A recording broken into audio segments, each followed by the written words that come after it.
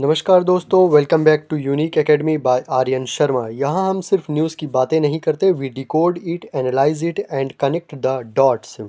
सो अगर आप चाहते हैं फैक्चुअल, बैलेंस्ड और straight to the point analysis तो आप बिल्कुल सही चैनल पर आए हैं। Let's begin the today deep analysis on this topic. Video को शुरू करने से पहले आप यह जरूर देखिए किस तरह से पाकिस्तान में यूएस की एम्बेसी पर अटैक किया गया है।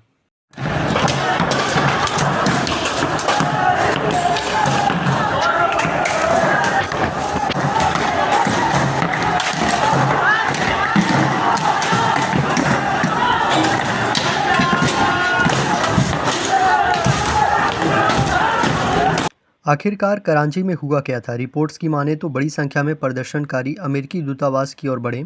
दूतावास परिसर में तोड़फोड़ की कोशिश की, सुरक्षा बलों के साथ झड़प भी हुई, गोलाबारी और भगदड़ जैसी स्थिति भी बन गई थी। 10 लोगों की मौत हुई और लगभग 30 घायल हो गए हैं। अब ये सवाल उठता है कि अमेरिका के दूतावास को ही क्यों निशाना बनाया गया है? खामेनेई की मौत इतनी बड़ी खबर क्यों है? ईरान में सर्वोच्च नेता मतलब कि सुप्रीम लीडर का पद राष्ट्रपति से भी ऊपर होता है। सेना पर प्रभाव, विदेश नीति पर अंतिम निर्णय, परमाणु कार्यक्रम की निगरानी, इस्लामिक क्रांति की वैचारिक दिशा। अगर वास्तव में उनकी मौत किसी हमले या टकराव के दौरान हुई है तो यह सिर्फ देश की खबर नहीं है, यह पूरे क्षेत्र की शक्ति संतुलन को हिला सकती है। अमेरिका के खिलाफ गुस्सा क्यों है वहाँ पर?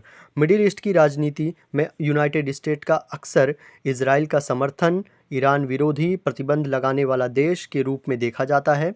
अगर ईरान में कोई बड़ा राजनीतिक या सैन्य बदलाव होता है तो आम लोगों का गुस्सा सीधे अमेरिका पर निकलता है, भले ही घटना का सीधा संबंध साबित ना हुआ हो तो भी।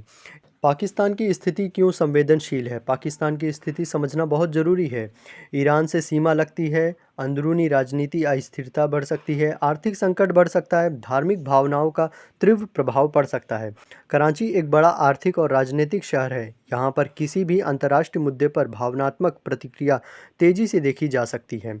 क्या यह क्षेत्रीय युद्ध की शुरुआत है? सिनेरियो कुछ बने हैं, उसके हिसाब से समझते हैं। सिनेरियो 1, सीमित तनाव, बयानबाजी, प्रतिबंध, सीमित जवाबी कार्रवाई। सिनेरियो 2 क्या है? प्रॉक्सी युद्ध तेज हो सकते हैं, लेबनान, सीरिया, इराक में झड़पें बढ़ सकती हैं, समुद्री मार्गों पर हमला किया जा सकता है, सीधा टकराव भी हो सकता है, मिसाइल हमले, बड़े सैन्य अभियान, तेल बाजार में उथल पुथल, ये सब भी देखने को मिल सकता है। अगर तीसरा विकल्प होता है तो इसका असर पूरी दुनिया पर पड़ेगा। तेल की कीमतें, शेयर बाजार, कूटनीतिक, सब पर प्रभाव पड़ सकता है। भारत के लिए इसका क्या मतलब है? भारत को किन बातों का ध्यान देना चाहिए? तेल आयात करता है, ईरान और इजराइल दोनों से संबंध रखता है, खाड़ी देशों में भारतीय नागरिक बड़ी संख्या में रहते हैं, इसलिए भारत को संतुलन बनाकर चलना होगा। निष्कर्ष क्या निकलता है इन सभी घटनाओं का? आज की घटना हमें यह बताती है कि मिडिल ईस्ट की राजनीति बेहद संवेदनशील है।